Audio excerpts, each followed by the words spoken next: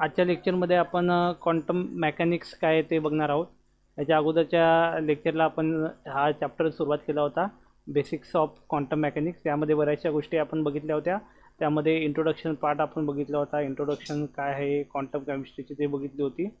Okay, त्यानंतर आपण classical mechanism थोडक्यात समजून घेतला होता. क्लासिकल मेकॅनिझम काय आहे ते. त्यानंतर लिमिटेशन ऑफ क्लासिकल मेकॅनिझम काय आहे ते बघितलं होतं. त्यानंतर आपण 3 फेनॉमिनॉन वेगवेगळे बघितले होते. त्यामध्ये ब्लॅक बॉडी रेडिएशन होतं. त्यानंतर होतं आपलं पहिलं ब्लॅक बॉडी रेडिएशन, दुसरं होतं फोटो इलेक्ट्रिक इफेक्ट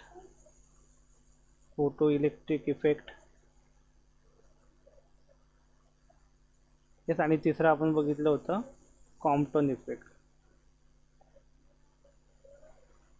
येस, तर ह्या 3 इफेक्टचा आपण अभ्यास केलेला आहे.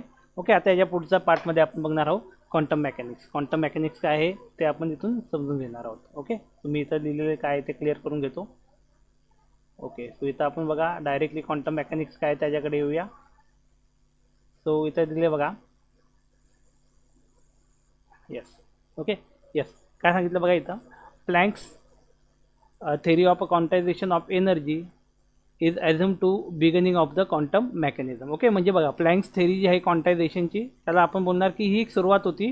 That is the beginning of a quantum mechanism. It is eliminate the original concept of adsorption and emission of energy as a continuous process. Okay, yes, म्हणजे जो पण ओरिजिनल आपली कन्सेप्ट होता की ॲडझॉर्ब होतं आणि काहीतरी इमिशन ऑफ एनर्जी होणार, तर याला त्यांनी काय केलं आहे, याला त्यांनी म्हणजे काढून टाकलं इन शॉर्टमध्ये. आणि ही नवीन क्वांटायझेशनची थेरी जी आहे ती आपल्याला दिलेली आहे.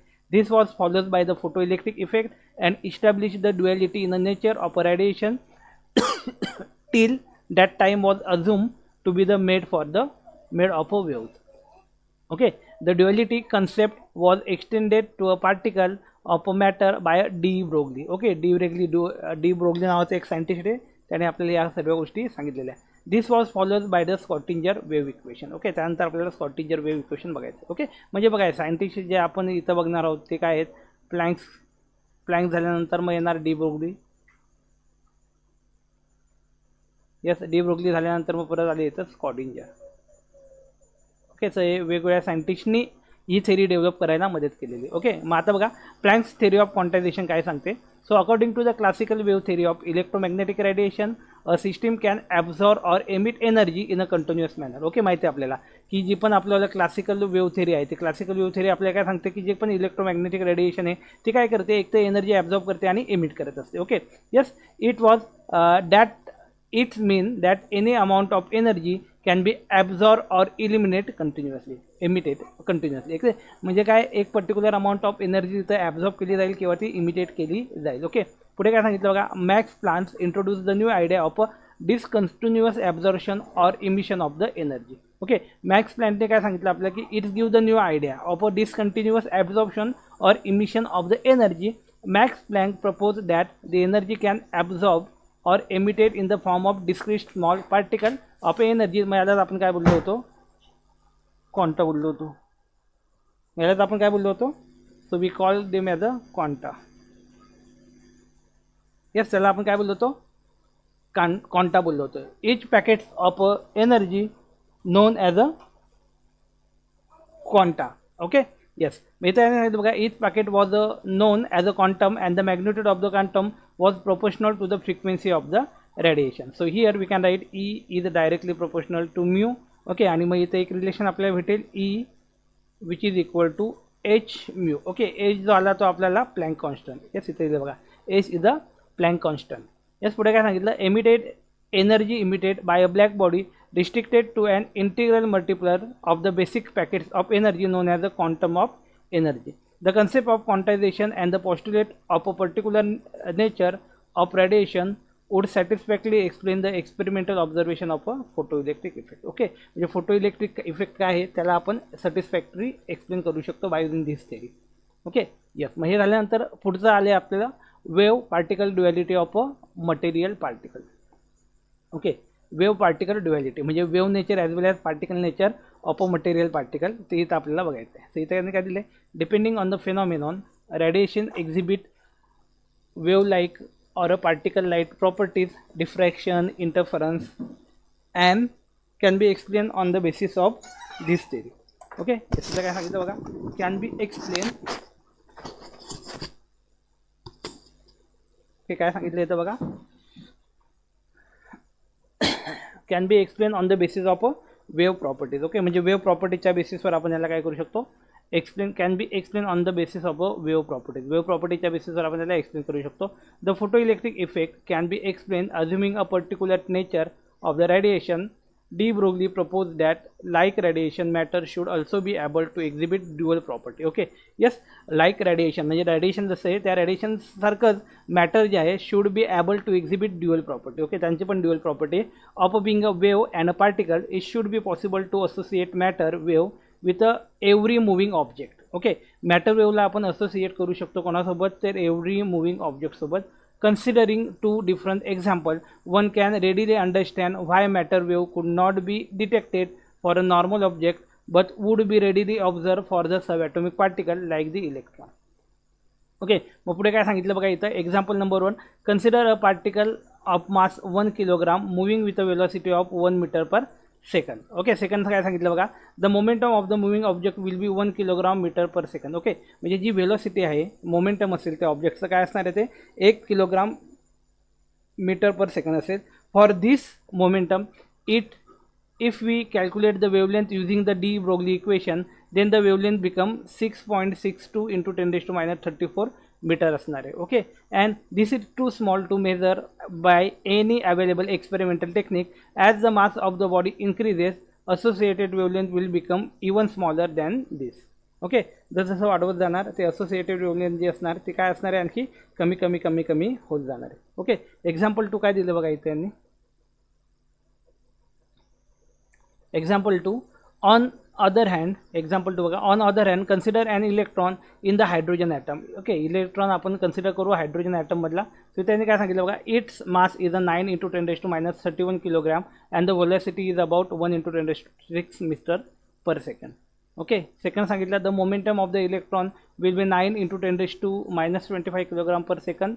आणि थर्ड वन सांगितलं, the associated wavelength will be 0.66 into 10 raised to minus 9 meter, which can be definitely be measured. Hence, it was possible to measure the wavelength associated with an electron beam experiment, but not for the body mentioned in the first example. Okay, so या सर्व गोष्टी इथं आपल्याला सांगितलेल्या आहेत. आता पुढे काय दिले बघूया. Yes, hence only after a subatomic world was discovered, the dual nature and the matter of the matter and the radiation could be established. Okay, मग इथे त्यांनी दिले बघा मॅटर वेव्ह आणि इलेक्ट्रोमॅग्नेटिक वेव्ह. मॅटर वेव्हमध्ये काय दिले बघा, this wave can not radiated in empty space. Okay, electromagnetic wave can be radiated through vacuum. Vacuum थ्रूमधून पण व्हॅक्यूममधनं पण हे जाऊ शकतात. येस, पुढे काय सांगितलं, they are not emitted by the particle under consideration, they are simply associated with. Okay, म्हणजे त्यांनी सिम्पली सांगितलं they are not emitted by a particle. Okay, ते एमिटेड नाही होत, ते त्याच्यासोबत असतात. They are simply associated with it. They are emitted or absorbed by the atom and the molecule under consideration. Okay, ह्या सर्व गोष्टी इथे दिल्यात. थर्ड वन काय दिली बघा, the wavelength of the matter waves are extremely small as compared to the wavelength of electromagnetic radiation. Yes, पुढे काय सांगितलं, the wavelength of the electromagnetic radiation is spread over a range known as the electromagnetic spectrum. मग त्याला आपण काय बोलणार, electromagnetic spectrum बोलणार. Okay, so we call them as a electromagnetic spectrum. Okay, तर हा एक पॉईंट झाला. This is the distinguish between the matter wave and electromagnetic wave. आता पुढचा पॉईंट बघूया आपण, डी ब्रोगली रिलेशनशिप. काय सांगितले बघा, the expression for the wavelength of the or the frequency of a wave associated with an electron beam would be derived. The Planck equation for the energy of photon is काय दिलं बघा इथं, E is equal to h mu दिले. हे equation आपल्याला इथं दिलेलं आहे. Okay, so here Einstein equation for the energy of a particle of mass m moving with a velocity c is given by E is equal to mc square. Okay, मग त्या इक्वेशनला आपण बोलणार काय, E is equal to mc square. Okay, so we can write here mc square which is equal to h mu. आपण असं लिहू शकतो. Yes, आणि मग इथून आपण काय करू शकतो बघा, देअर फॉर येस इथून आपण आणखी म्यूची पण व्हॅल्यू इथं पुटअप करू शकतो. So we get the equation mc square is equal to SC upon lambda. Okay yes, आणि मग इथं आपण therefore lambda is equal to H upon MC. Okay yes, त्या पद्धतीने आपण त्याला इथं एक्सप्लेन करू शकतो. सो इथं आपण बोलणार MC² H nu is equal to MC² SC upon lambda. Therefore lambda is equal to H upon MC. Substituting the momentum of the photon, P is equal to mass into velocity. So we get the equation lambda is equal to H upon P. Lambda is the wavelength of the associate particle matter wave. Okay yes, इथे हे दिलेलं आहे. त्यानंतर बघूया पुढे आपण de Broglie experiment, experimenter verification of a de Broglie equation. Okay, मग काय सांगितलं बघा, the experimental verification of the de Broglie equation was provided by Davisson and Germer. Okay, तर कोणी सांगितलं हे आपल्याला, डेव्हिसन आणि जर्मल या दोघांनी हे दिलेले.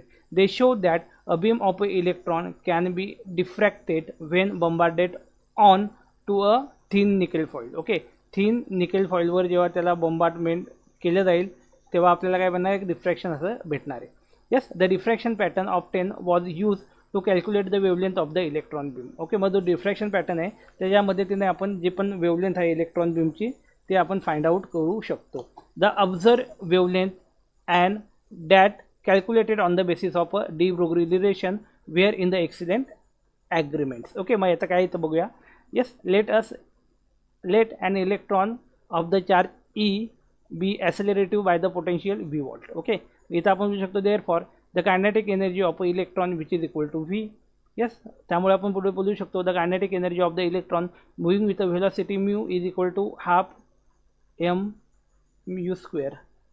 Okay, so we can write here half mu square is equal to VE or U is equal to 2 EVm raised to half. Okay, substituting the value of mu into the de Broglie equation. yes, आपण the value आपण put up केली, so we get the equation like that. हे आपल्याला या पद्धतीने equation भेटेल आपलं. yes, so we get the equation like that. H upon m into 2Vm raised to half. yes, याला सॉल्व करून H upon in square root of 2Vem हे equation भेटेल. ओके, सिम्पली इनकॉर्पोरेटिंग H ची value जी आहे ते आपण टाकली. yes, m ची व्हॅल्यू जी आहे ती टाकली. Then we get the equation lambda is equal to 12.26 into 10⁻⁻10 divided by in square root of V. okay, where V is the numerical value of the potential in a volt. okay, mu जी असेल ते आपली काय असेल, numerical value असेल, जे पण असेल potential ते व्होल्टमध्ये असेल. येस, पुढे काय दिलं बघा, if an electron is accelerated through a potential of 100 volt, it's wavelength should be a lambda is equal to 12.26 into 10⁻⁻10 in square root of 100. मग 100चं स्क्वेअर रूट आपल्याला माहिती आहे 10 येणार. ओके, मग इथं जे होतं 12.26च्या ऐवजी इथं उत्तर येईल 1.226 into 10⁻⁻10 मीटर. ओके, येस, मग पुढे काय दिलं बघा, if the potential varies between the 10 volt to the 10,000 volt, lambda should vary between the 3.877 to 0.1226 angstrom. yes, X-ray have a wavelength of this order. Crystalline solid can act as a diffraction grating of a X-ray. Therefore, if de Broglie equation is valid, then a crystalline solid should be act as a diffracting grating for a beam of the electron as well. okay, so हे आपण आजच्या लेक्चरमध्ये बघितलेलं आहे. Yes, so बघा, पुढच्या लेक्चरमध्ये जेव्हा आपण भेटूया तेव्हा हसेनबर्ग अनसर्टन्टी प्रिन्सिपल जे आहे ते आपण यामध्ये स्टडी करूया. ओके, आता या लेक्चरमध्ये आपण इथं थांबूया.